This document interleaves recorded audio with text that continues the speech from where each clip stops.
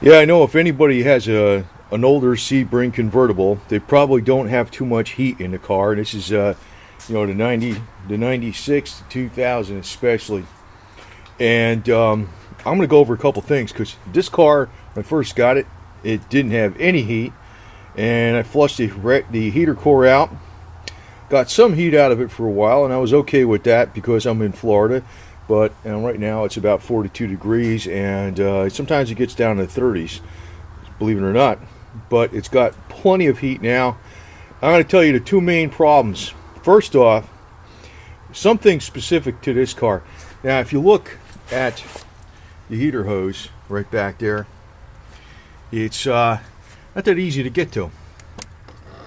You see?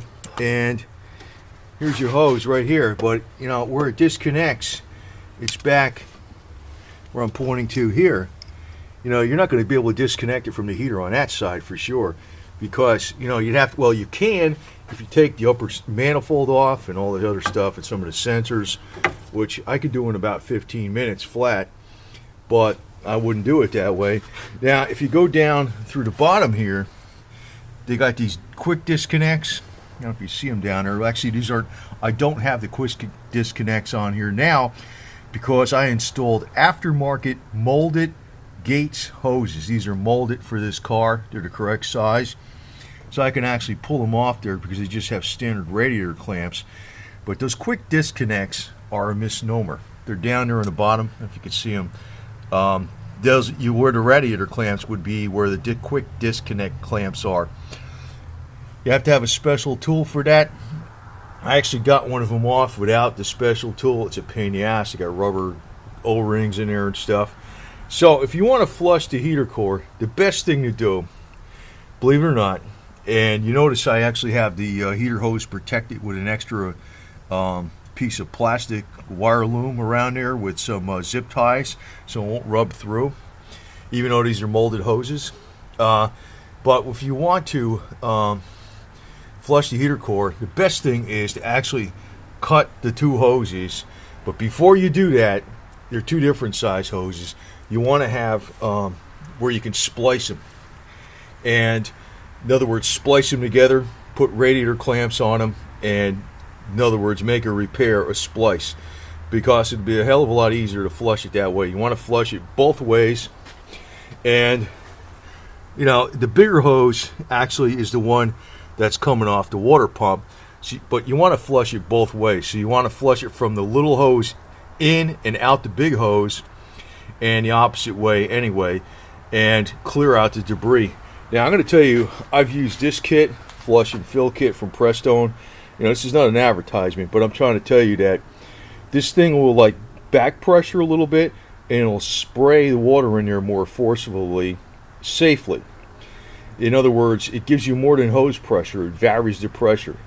It kind of like sprays it in there, but not too much that you're going to blow the heater core out, and it'll help clean it. It still didn't resolve the problem, and I actually it helped it a lot. I actually had to change the heater core and put a new one in there, and I got a couple videos on that, and you can look down in the information box and see what that is. I'm going to list everything. Now, to change the heater core in this car is like any other car. It's a pain. It takes a lot of time. It's not super complicated, but there's a lot of stuff you have to take out apart. And that video, there's two videos. They're not super clear, but the second video is probably better than the first one, and it gives you a good overview of how to do it. Now, the other thing that's unique to this car that's a problem, and I didn't notice till much later, even after I changed the heater core, I still wasn't getting great heat all the time. What was going on was the water was getting low. Now, you don't check the water in here. You check it over at the overflow, correct? But what was going on, I didn't realize this. I was checked the hose. The hose was clear. But what was going on, there's a nipple right there.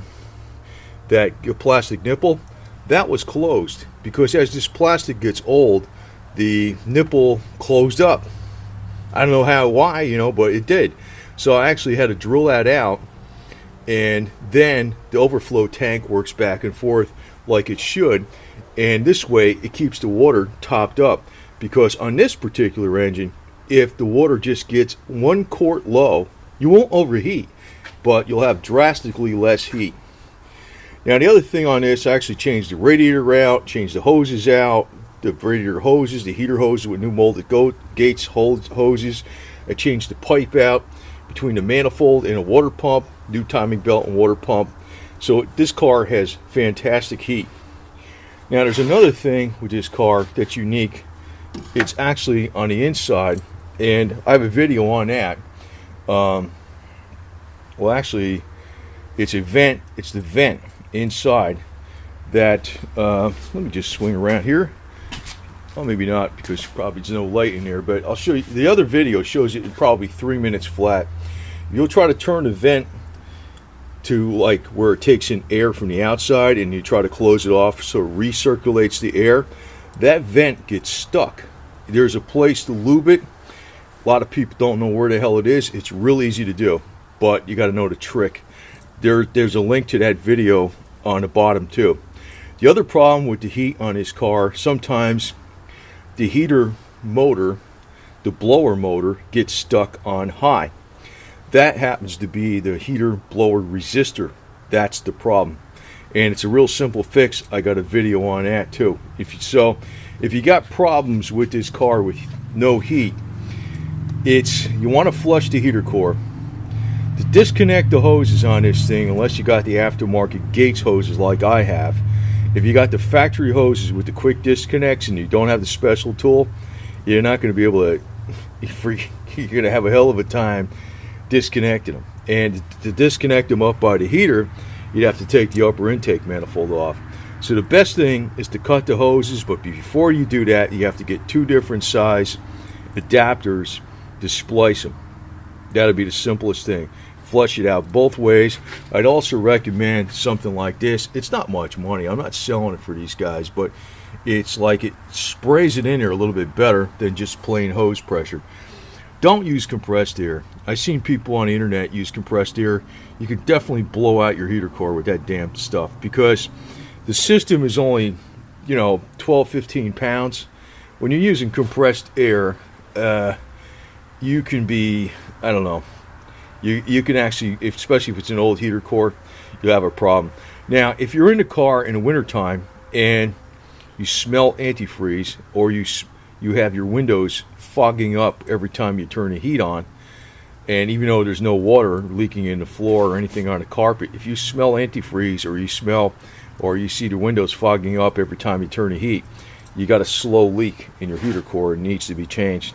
So this car, but the other thing is, I think that coolant tank is a problem on almost all of them, where that nipple gets closed up, and what happens is then the system doesn't stay full.